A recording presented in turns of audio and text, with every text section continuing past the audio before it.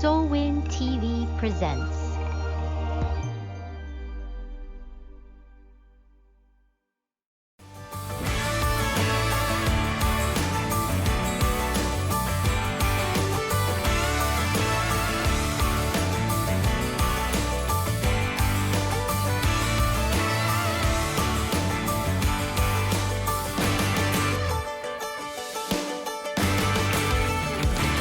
Faith and Hope with Sweet Tea and Sass, encouraging couples to reconnect with God and with each other so they can live their happily ever after too. Hello, everyone. Welcome back to another episode of Sweet Tea and Sass. we are going to be talking about our first move. Well, it's our second, really. Well, third, if you count moving out of our parents' home into that tiny little trailer we were in. Well, yeah, I guess it would be our third move. Yeah, wouldn't it? our third move. Third of many. Yeah, oh, way many. We got some more to tell you about. Oh, yeah, y'all better hang around because we got some moves under our belt. So our third move is titled Moving to the Boonies. Boonies. We had to pipe in sunshine, y'all. Sunshine. Y'all excuse me. He has got allergies. Today It's raining and his allergies are acting up. Yeah, I don't know what's going on here in East Texas, but it's crazy. I think it's January and it's spring. I think that's what's going on. Spring? That's too early for spring. I don't think so because the ants the other day were telling me it was spring. They were Yeah, busy. That's true. There was one ant was carrying a whole tree for an ant. Yeah. So they were working hard. So I think it's spring in East Texas. It could be. Oh, there's going to be a long spring if it is. That just means summer gets here quicker. Yep, and that means we got to get out of here. We got to Yeah. get some speaking gigs and stuff and get out of this heat. Yes, we do. Mhm. Anyway, It's hot in Texas in summer. this week's Bible study, you're going to kind of scratch your head wondering why we use this Bible this Bible verse, but We'll tie it in for you. this week's Bible verse is Luke chapter 16, verse 15. He said to them, "You are the ones who justify yourselves in the eyes of others, but God knows your heart." Key word there. What people value highly is detestable in God's sight. Mm-hmm. And this particular Bible verse means a lot to us because all of our decisions and all of our choices that we make together as a couple or individually for that matter, all revolve around what God's will is, what God's desire is for us as a person and also as a couple. And as a family, when Yeah. when our kids were home as a family, and now even with the kids being grown, we still make decisions based on our family, Yeah. the kids, the grandkids. Yeah. More so the grandkids. Yeah. But so anyway, Yeah, around this the week's kids and the grandkids. this week's topic is moving to the boonies. Now, my parents had already moved to East Texas after Dad retired from the Air Force. And they were in the boonies. Well, they were in they a were subdivision. out. They were in a subdivision. But they were out. They were in a rural area. Yeah, but they were still in a brick home in a subdivision. True. And we're still living in our 70-foot trailer, and Now we're a year and a half into marriage, and yeah. and we decided we were tired of being in a subdivision and listening to all the neighbors fight through the walls We of the were in trailer. a trailer park. We weren't in a subdivision. We were in a trailer park, but the trailers were just right beside each other. It was really the kids. Yeah. The kids on the street would be riding their bikes and they bump into each other, and one of them would, I don't know, scratch the other one's bike, and then the parents would get involved. Then they'd come over there to us, and we were like, we don't even have kids. Leave us out of it. We don't even want to be involved in it. It was just ridiculous. So we started searching, and we found 3 acres of land way out in the woods, south of Bossier there where we were living. About 5 minutes from where my mom and stepdad had land and where I grew up my teenage years, and a trailer that my stepdad built onto, and it was just a mess, y'all. It was a mess. So anyway, we found some property, paid for the property, moved the trailer out there. Well, first we had to clear it. Well, yeah, It that's was true. all wooded, and It was we all had to clear wooded, it so we had to clear it every weekend. and put a pad on it for the trailer big enough for the trailer to fit on, and so we spent Dig a probably well, and 3 months at least. on the weekends when we weren't working out there cleaning the property, getting the property set up, ready to move in.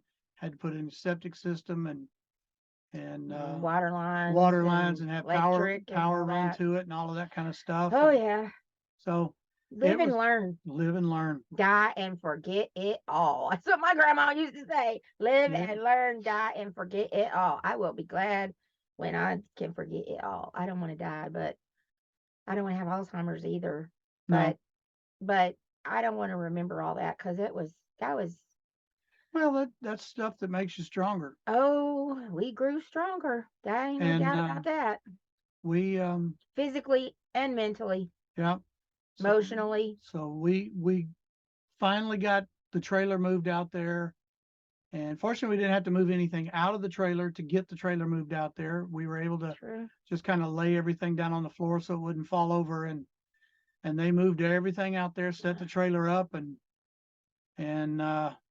Hooked it all up, hooked it and all up. And we we just had got to go moved. in and set everything up back. And we got moved in. And fortunately, we had a Sunday school class that come out and help us get the trailer situated again so we could move That in. community, y'all. If you Family. don't have a community, Church you need a church community. Church family is one of the best you can have. Yep. But your But parents were my not parents happy. were not happy. Mm-mm.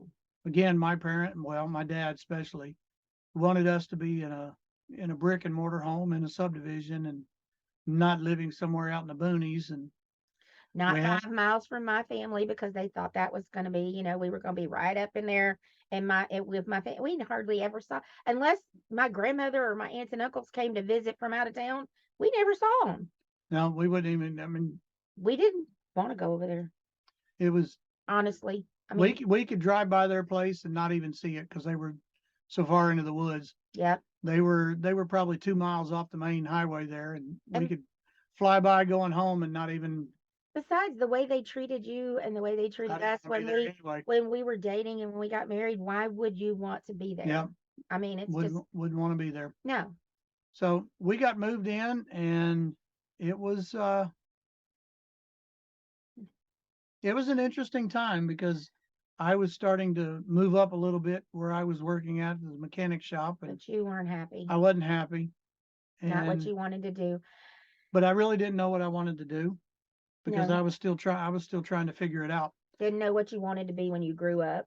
No, and it I certainly didn't know what I wanted to be when I grew up. so we're just kind of plugging along and trying to figure things Just out and being married and getting to know each other and still getting to know each other and a little bit easier on the money front, a little bit, yeah.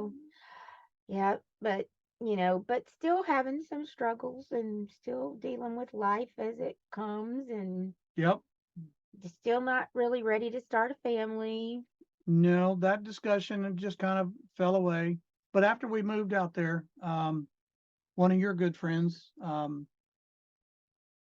moved out of her place, her mom and dad's place, and she decided to move to Shreveport Bossier Ridge. Actually, she did that. We were still in the trailer park. Yeah. Yeah, she moved in with us. She moved in with us, so there were 3 of us living there, and Yeah, one of my very best friends been best friends with her since I was a year old, and only Might as well. because she's a year younger than me. I mean, essentially, we've been best friends Sisters. since birth, sisters. Yeah, they were like sisters. So she moved in with us, and that helped a little bit as far as The finances. finances and making ends meet each month. And Oh, paying the her bill. parents weren't happy either. parents weren't happy Ooh, either. her parents were not happy that she was moving in with us, that she was leaving home actually, and that she's moving in with us. And Well, that was Um, all the way across the state of Louisiana. oh yes, she would move so far away. Yeah. And it was but it was a good time in our life, I think. Yep, we had a lot of fun. Yeah. Went on our honeymoon after we moved out there. Yes. That was fun. Did to Disney World. Yeah. We just wanted to go to Disney World. We had bought a truck. Now that was a learning experience for you. That was a learning experience. Why don't you tell them about buying a truck with me? we had been trying to buy a Jeep pickup truck from a local Jeep dealer, Brand new. brand new truck. Brand new. And we had been working with them for probably a week trying to get this deal done. And we we were sitting in the dealership there, and the guy said, well, you guys are, everything is looking good, but you just don't have enough credit built up to make this kind of purchase. And her Cajun blew its stack right there on the spot, and It's red on she's my glasses. What's coming out of my she eyes? slammed all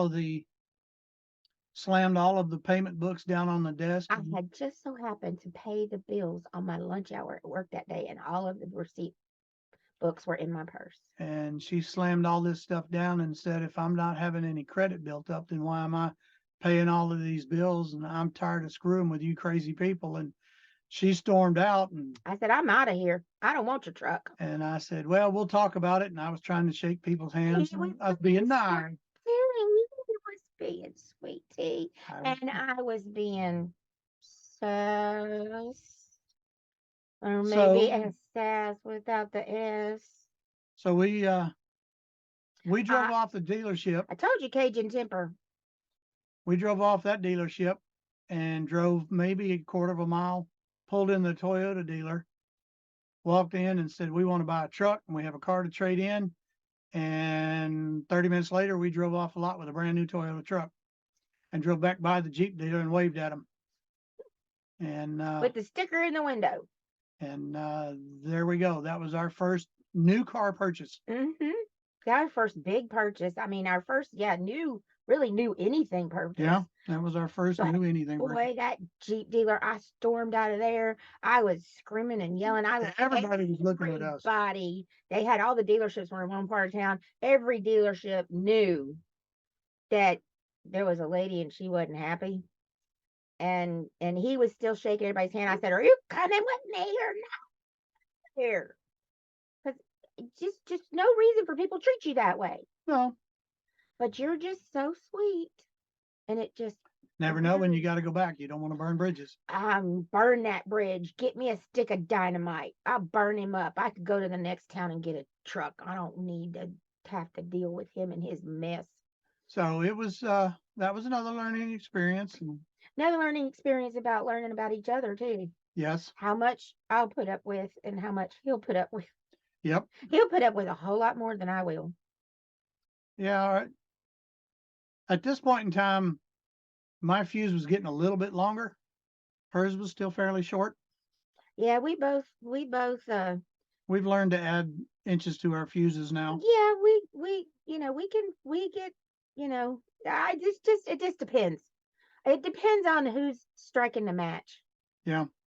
But again, this Bible verse, it's saying that we're always concerned about what other people think of us and how we look to other people and what Maybe at that point I wasn't so concerned about what other people in thought. our thought process. And Maybe I also wasn't thinking about what God thought either. Maybe I was just thinking about my temper. yeah, I was just mad. but it was, That's all part of growing and learning and getting older, yeah, you gotta focus on what God thinks of you as a person and what God thinks of you as a couple, Right. and to not worry so much about others, but that's a very fine line, because you don't want to seem so arrogant in the vibes that you put off Yeah. around other people, and you want to kind of keep it low keel and you want to keep it calm, so to speak. But You want to have a pleasant word for everybody, and you want to like I gave a talk on Thursday night yeah, for Women's Speakers Association, and it was on having faith, and one of the points that I made was taking joy with you. And that is something I've learned over the years, because I spent a great deal of my life being really stressed out and really uptight and really angry. And a lot of that was from the traumas and from the issues. And because I grew up in that kind of environment where, as my counselor put it, I spent all of those years walking around on eggshells and not knowing when I was going to shut the door in my sister's face and be, oh, that's okay. It was an accident. And then spill a glass of water and have my arm ripped out from the socket and be beat over the head with it. You couldn't predict anything. It was constantly, I don't even know how else to put this, but it was a crapshoot. You just never knew when you were going to roll snake eyes and you were going to get just backhanded Yep. across the room. And that's the environment I grew up in my mom and stepdad's house. So that's kind of just where I was coming from. I didn't know how else to be until it all caught up with me, and I went through counseling because I had to, because I was losing my mind. Yeah, Literally. I grew up in that same kind of house with my Mhm. dad. Never know how he was going to react when he came home from work. And so, but you know, making decisions for yourself, what you feel is the best for your family, as you as a couple, you as a family with kids. Don't know what kind of situation you have, whether you have natural kids of your own or you have step kids or whatever it may be. Yeah. And There's that's all kinds of exterior turmoils that come in and that you have to deal with that just you have to figure out how to deal with it. and that's a whole nother dynamic. See, he never dealt with that because he just had his mom and dad and his three sisters.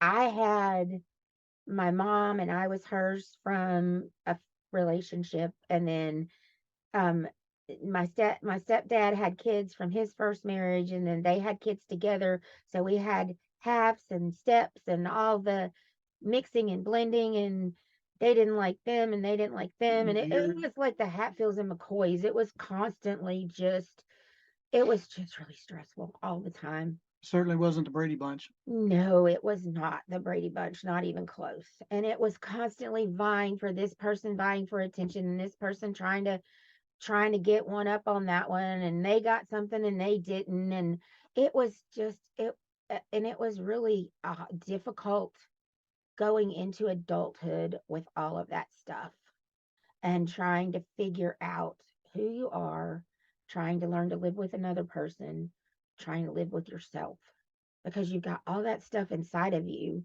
and you don't know what to do with it. You don't know how to sort it out. You don't know what to do with it. And you bring it into a marriage and you're trying to make a marriage work, and you're going to church and they tell you you should act this way and you should worry about what God says, and you should, you know, and just like that episode in the Jeep dealer, that was just a reaction from where I came from. And it wasn't planned or thought out or intentioned. It just welled up in me and came out without much thought or concern or anything else. It just happened. And it's a lot. And when you come from a situation like that and you're coming into a marriage, you definitely want to resolve those issues before you come Yep, into a marriage.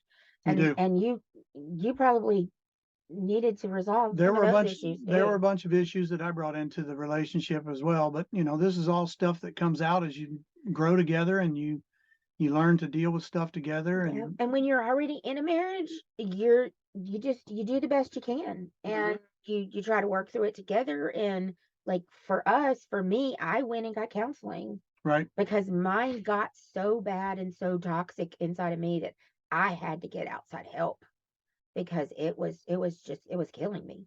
And you were able to work through a lot of yours and curb a lot of yours. Really came out in temper. You yeah, really had a really bad temper, but you never unleashed that on me or the no. kids. She knew that when I came home from work, if I came in the front door and went out the back door to work on the property, she knew I had had a bad day at work and was just going to leave me alone long enough to Let him get be. get things sorted out and figure things out and work through it myself. And Right. I'd spend, I don't know, an hour and a half, whatever it took to get calmed down there before I'd come in and Right. sit down and eat and have a calm, quiet evening. And Especially if you had a bad day at work. yep, If you had a bad day at work and you were triggered from that, and then you get home, you would just have to have some downtime. I'd have to have a way to vent. And fortunately, I was at least mature enough to know that.